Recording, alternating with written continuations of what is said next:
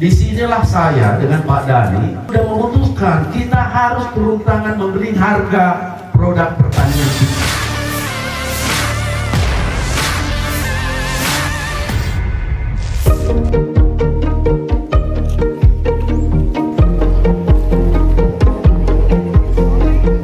Calon Wakil Gubernur Sulawesi Selatan, Azhar Arsyad belusukan hingga ke Desa Lumaring, Kecamatan Larompong, Kabupaten Luwu, Sulawesi Selatan.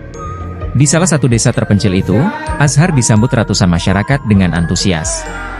Ketua DPW PKB Sulsel itu ditemani sekretarisnya Muhammad Haikal, anggota DPRD Sulsel Zulfikar Limolang dan Ketua DPC PKB Luwu Anton.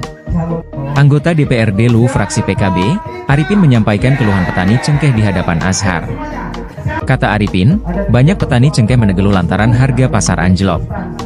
Dari awalnya cengkeh kering dibanderol Rp100.000 per kilogram, kini turun berkisar Rp85.000 per kilogramnya. Menurut Azhar, salah satu program prioritas dia bersama Muhammad Ramdan, Dhani, Pomanto adalah menjadikan Sulsel sebagai pusat pangan dunia.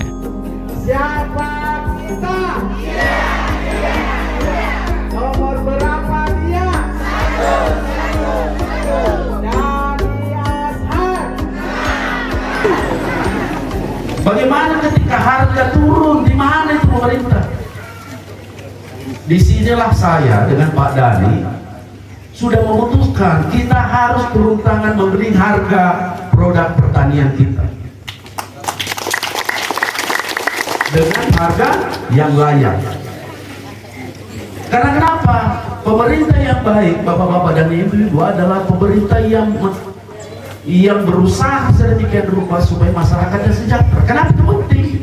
Karena dengan sejahtera masyarakat bayar pajak. Kalau ada pajak berarti pemerintah. Kan begitu logikanya.